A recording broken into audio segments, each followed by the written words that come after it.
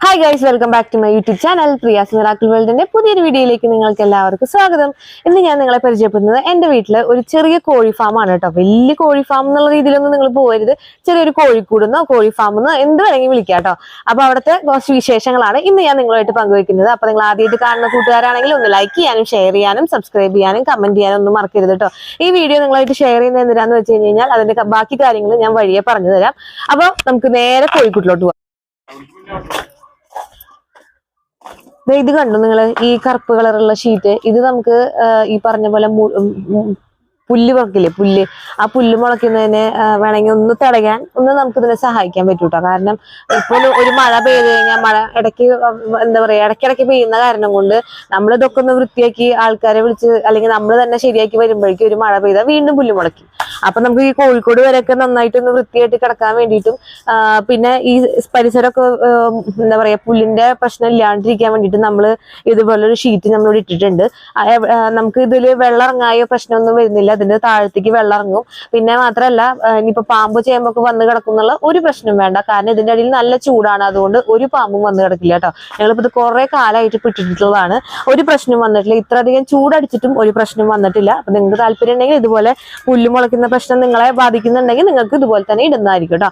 അപ്പൊ ഇതാണ് എന്റെ കോഴി ഫാം എന്നോ അല്ലെങ്കിൽ കോഴി എന്താ പറയാ കോഴിക്കൂടെന്നോ എന്ത് വേണമെങ്കിൽ നമുക്ക് പറയാൻ പറ്റുന്ന എന്റെ ഒരു കുട്ടി ഫാമാണിത്. അപ്പൊ ഇതില് നാടൻ കോഴികളുണ്ട്, VV380 കോഴികളുണ്ട്. ഇതാണ് നാടൻ കോഴികൾ. ഇതില് നമുക്ക് കാപ്പിരി കോഴികളും ഉണ്ട്, അതുപോലെ തന്നെ നെക്ക് ആയിട്ടുള്ള കോഴികളും ഉണ്ട്, പുള്ളി കോഴികളും ഉണ്ട് കേട്ടോ. അങ്ങനെ മൊത്തം 6 കോഴികളാണ് ഇതിൽ വരുന്നത്. ഇനി ഇവിടെ എന്ന് പറഞ്ഞു കഴിഞ്ഞാൽ ഇവിടെ VV380 കോഴികളാണ് കൂടുതൽ വരുന്നത് കേട്ടോ. ഇത് 5 എണ്ണാണ് VV380 കോഴികൾ വരുന്നത്. മെയിനായിട്ടും നമ്മൾ നാടൻ കോഴികളാകുമ്പോൾ അവരുടെ മുട്ടയ്ക്കാണല്ലോ കൂടുതലും വൈറ്റമിൻസും ഔഷധങ്ങളും ഒക്കെ കൂടുതൽ. അത് നമ്മൾ മെയിൻ ആയിട്ട് കോൺസെൻട്രേറ്റ് ചെയ്യുന്നത് ഇങ്ങനത്തെ നാടൻ കോഴികളുടെ മുട്ടകൾക്കാണ്.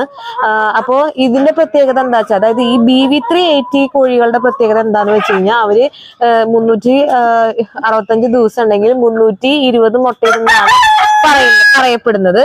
നമുക്കും അത്യാവശ്യം തരക്കേടില്ലാത്ത രീതിയിൽ അവർ മുട്ടയിടാൻ തുടങ്ങിയിട്ടുണ്ട്. ഇതാണ് ഇന്ന് കിട്ടിയ മുട്ട കേട്ടോ. ഇതാ ഇത്രയും മുട്ടകൾ നമുക്ക് ഇന്ന് കിട്ടിയിട്ടുണ്ട്. ഇതും ഇതിൽ കൂടുതലും കിട്ടാറുണ്ട്. ഇന്ന് കിട്ടിയ മുട്ടയാണ് ഇത്ര കേട്ടോ. പിന്നെ ഈ കൂടിനെ കുറിച്ച് പറയാം. ഈ കൂട് വളരെ യൂസ്ഫുൾ ആണ്. നിങ്ങൾക്ക് ഒരു വീട്ടില് ഒരു 10 സെന്റ് വീട് അല്ലെങ്കിൽ ഒരു 7 സെന്റ് വീടിന്റെ ഉള്ളിലൊക്കെ ശരിക്കും അഫോർഡ് ചെയ്യാൻ പറ്റിയിട്ടുള്ള ഒരു കോഴിക്കൂടാണ്. നമുക്ക് വേണമെന്നുണ്ടെങ്കിൽ ഇങ്ങനത്തെ കൂട് എവിടേക്ക് വേണമെങ്കിലും കൊണ്ടു നടക്കാൻ പറ്റും. മാത്രമല്ല തീറ്റ കൊടുക്കുമ്പോൾ ഈ പാത്തിയിൽ വേണമെങ്കിൽ തീറ്റ ഇട്ട് കൊടുക്കാം. അപ്പൊ അവർക്ക് സൗകര്യാർത്ഥം ഭക്ഷണം കഴിക്കാൻ പറ്റും. ഇനി അവരെ കാട്ടാണെങ്കിൽ ആ സൈഡിൽ കൂടെ വന്ന് ഈ ട്രെയിലേക്ക് വന്ന് നിറയും കേട്ടോ. ഇതിൽ വന്ന് നിറയും. അപ്പൊ നമുക്ക് വേണമെങ്കിൽ ഇതെടുത്തിട്ട് കൊണ്ട് കളഞ്ഞതിന് ശേഷം വെള്ളം ഒഴിച്ച് അടിഭാഗം ക്ലീൻ ചെയ്താൽ ഈ ഭാഗം ക്ലീൻ ആയി കിട്ടും. അതുപോലെ തന്നെ മുട്ട വരുന്ന ഒരു ട്രിക്കാണ് ഇത്. നിങ്ങൾ ഓൾറെഡി കണ്ടിട്ടുണ്ടാവും, ഞാൻ ഒന്നുകൂടി എക്സ്പ്ലെയിൻ ചെയ്തെന്ന് മാത്രമേ ഉള്ളൂ.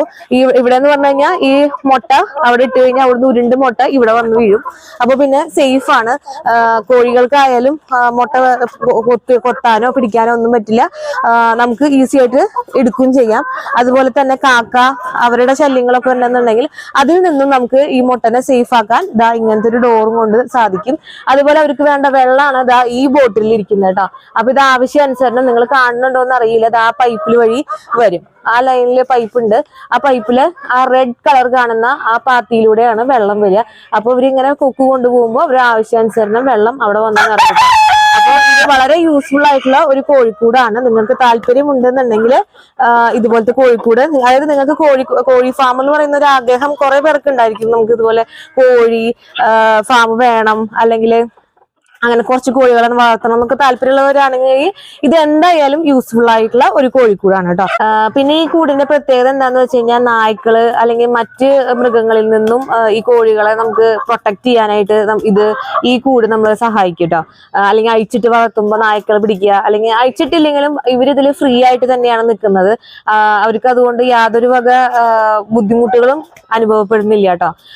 അത് മാത്രമല്ല നായ, കുറുക്കൻ ഇവരുടെയൊക്കെ ശല്യം ഭയങ്കരമായിട്ട് ഉണ്ടാവും. പിന്നെ ഒരു കോമ്പൗണ്ടൊന്നും വോൾ മതിലൊന്നും ഇല്ലാത്ത സ്ഥലങ്ങളിലാണെന്നുണ്ടെങ്കിൽ എന്താ പറയാ ഇങ്ങനെ അഴിച്ചിട്ട് വളർത്താനും പറ്റില്ല. അപ്പൊ ഇതുപോലെ ഒരു കൂടാണെങ്കിൽ അവർക്ക് എങ്ങനെ നോക്കിയാലും അവർക്ക് കോഴികളെ പിടിക്കാൻ പറ്റില്ല. കാരണം നമ്മുടെ വീട്ടില് 1-2 പ്രാവശ്യം അങ്ങനെ വന്നിട്ടുണ്ടായിരുന്നു. പക്ഷെ അവർക്ക് എന്തെന്നെ നോക്കിയാലും കുട്ടികളെ ഒന്നും ചെയ്യാൻ പറ്റില്ല കേട്ടോ. ഞാൻ ഇത് പറയാനല്ല ഇന്ന് വന്നിട്ടുള്ളത്. ഇന്ന് ഞാൻ മെയിൻ ആയിട്ട് കാണിക്കാൻ വന്നത് എന്താന്ന് വെച്ച് കഴിഞ്ഞാൽ പോലെ ആ മൂലയിൽ ഒരു കോഴി ഇരിപ്പുണ്ട്, ഈ മൂലയിൽ ഒരു കോഴി ഇരിപ്പുണ്ട്. രണ്ടാളിന്ന് അടവെക്കാൻ പോവാണ്. അപ്പൊ 1 മാസം മുമ്പ് ഞാൻ BV380യും നാടന്റെയും ക്രോസ് ആയിട്ടുള്ള 7 മുട്ടയും അതുപോലെ തന്നെ നാടന്റെ മാത്രം 7 മുട്ടയും കൂടിയിട്ട് ഞാൻ അടവെച്ചിട്ടുണ്ടായിരുന്നു. 2 കോഴികളായിട്ട് അടവെച്ചിട്ടുണ്ടായിരുന്നു.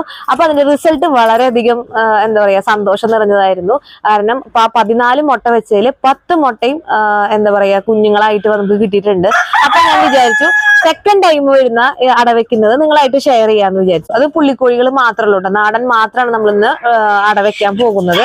അപ്പോൾ ഇതുപോലെ കോഴികളെ വളർത്താൻ താല്പര്യമുള്ളവർക്കാണെങ്കിൽ ഇങ്ങനെ കോഴിക്കുട്ടികളെ വിരിച്ച് അത് ആർക്കെങ്കിലും വിൽക്കാനും കാര്യങ്ങൾക്കും ഒക്കെ അത് യൂസ്ഫുൾ ആയിരിക്കും. അതായത് നിങ്ങൾക്ക് വീട്ടിലിരുന്ന ഒരു വരുമാനം ആഗ്രഹിക്കുന്ന സ്ത്രീകളായാലും പുരുഷന്മാരായാലും അവർക്ക് ഇതൊരു യൂസ്ഫുൾ വീഡിയോ ആണെന്ന് എനിക്ക് തോന്നിയത് കൊണ്ടാണ് ഇന്ന് ഞാൻ നിങ്ങളായിട്ട് ഈ വീഡിയോ ഷെയർ ചെയ്യുന്നത്. അപ്പൊ നമുക്ക് അടവെച്ച ആ കുട്ടികളെ ഒന്ന് പോയി കണ്ടാലോ? വരും. ഇതാണ് നമ്മുടെ പഴയ കോഴിക്കൂട് ഉണ്ടായിരുന്നത് കേട്ടോ. പഴയ അത്യാവശ്യം നല്ല പഴക്കമുള്ള കോഴിക്കൂടാണ്. ഇതിലാണ് കോഴികള് അടവെച്ചിട്ടുണ്ടായിരുന്നത് കേട്ടോ. ഇതാണ് നാടൻ കേട്ടോ. ഈ 2 നാടൻ കോഴികളാണ് അടവെച്ചിട്ടുണ്ടായിരുന്നത്. ഇപ്പൊ അവർക്ക് 10 കോഴിക്കുട്ടികളുണ്ട് കേട്ടോ. ഒരു കോഴിക്കുട്ടി എന്റെ കയ്യിലാണ്. അപ്പൊ 10 കോഴിക്കുട്ടികള് ഇപ്പൊ വിരിഞ്ഞിട്ടുണ്ട്. നല്ല അടിപൊളിയായിട്ട് അവര് ഉഷാറായിട്ട് ഇരിക്കുന്നുണ്ട് കേട്ടോ.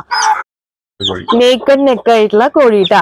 നല്ല രസമുണ്ട് കാണാനായിട്ട്. പുള്ളിക്കോഴിയാണ്. ആള് ആകെ വിറച്ചിരിക്കുകയാണ്. എന്താ സംഭവം എന്ന് അറിയാതെ. അടിപൊളിയായിട്ടുണ്ട് കേട്ടോ. നല്ല രസമുണ്ട് കാണാനായിട്ട്. നേരത്തെ പറഞ്ഞ പോലെ ഈ കൂട്ടിലാണ് നമ്മൾ ആദ്യം ആ കോഴികളെ കൊണ്ടുവന്നിട്ടിരുന്നത്.